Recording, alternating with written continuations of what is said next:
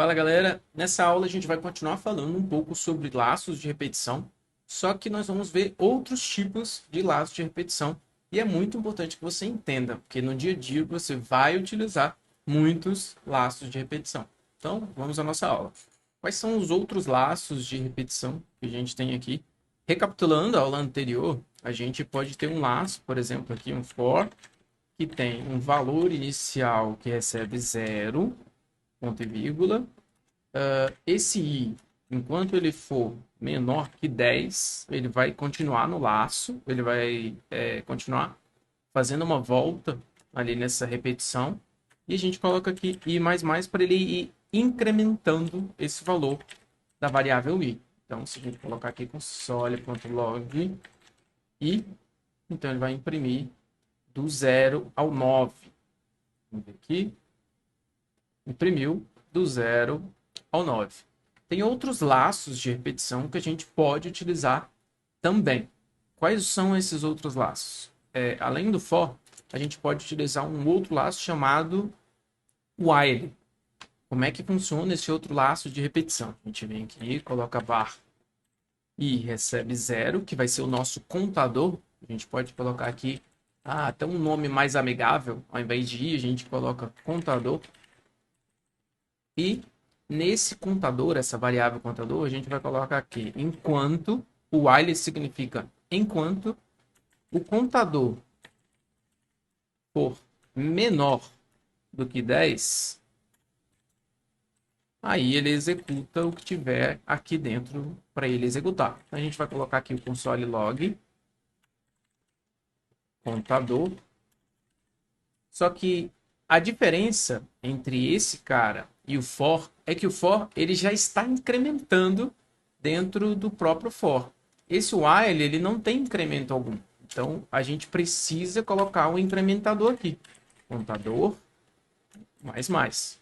Então com isso ele vai incrementar o valor dessa variável e vai imprimir o 0 ao 9 novamente. Vendo aqui, ó, imprimiu porque ele percorreu esse trecho de código 10 vezes. Então, esse é um outro tipo de laço de repetição. E a gente tem um outro tipo de laço de repetição chamado do while. Eu vou colocar ele aqui embaixo, que seria do. E aqui eu vou colocar var i recebe 0, que é o nosso segundo contador. E esse do, a gente começa com ele aqui, console.log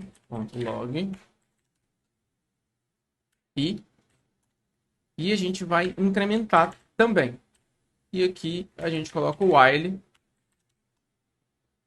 e menor do que 10.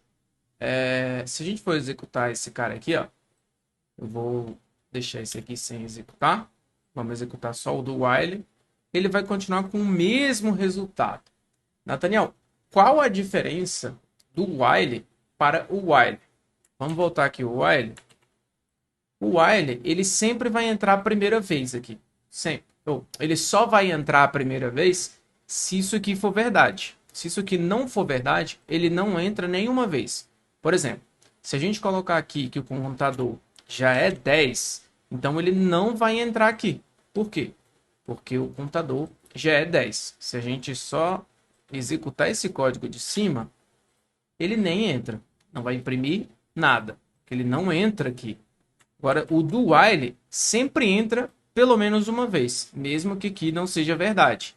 Se a gente colocar aqui, por exemplo, o 10 também, essa condição ela não é verdadeira, mas ele vai imprimir pelo menos uma vez.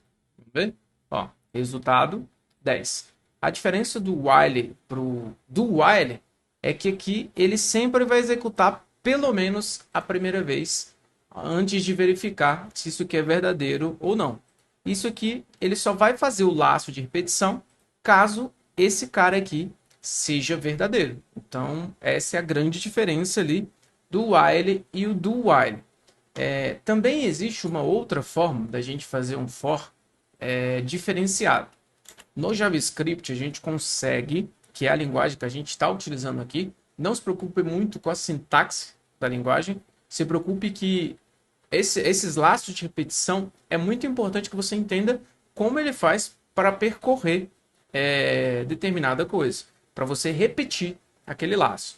Agora, se a gente tem uma variável de array aqui, que eu posso colocar usuário, por exemplo, e aqui eu colocar o array que vai ter Nathaniel, que é o meu nome, aqui que vai ter 31, que é a minha idade, e aqui que vai ter @NathanielTech, que é o meu Instagram. Então eu posso utilizar o for como a gente utilizou na aula passada. Posso vir aqui, for var. A gente pode colocar aqui, por exemplo, usuários e aqui usuário of usuários. E aí ele vai percorrer esse array e o que tiver dentro de usuário ele vai imprimir. Ele vai ter que imprimir Nathaniel 31 e @NathanielTech. Tem uma outra forma da gente percorrer o array também, que é o in. Então a gente pode colocar aqui, por exemplo, in. Só que a diferença é que ele vai imprimir a chave desse array. Se a gente colocar aqui, ó, vou colocar aqui chave. Chave. Ele vai imprimir a chave. O que é a chave? Lembra que o array ele tem posições? O array ele começa aqui com 0, 1 e 2. Porque a gente não declarou a posição desse array. Então, como a gente não declarou, ele vai imprimir 0, 1 e 2. Porque são as posições desse array. Para a gente acessar o valor, a gente teria que colocar aqui usuários, chave. E aqui a gente colocaria a chave de fato. Que aí ele vai imprimir o valor que tem dentro desse array. Beleza? Então nós temos essas formas de utilizar os arrays. É muito importante que você exercite como utilizar arrays, como utilizar esses laços de repetição.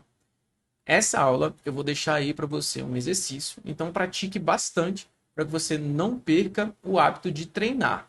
Esse curso, como eu já disse, é muito importante que você treine muito para que você consiga boas habilidades para, de fato, aprender com uma linguagem de programação. Nós estamos primeiro aprendendo os recursos de como utilizar ali uma linguagem para fazer algum algoritmo para nós em alguma solução específica. Então é muito importante que você aprenda esses laços de repetição, porque com certeza você vai usar muito no seu dia a dia. Te espero na próxima aula.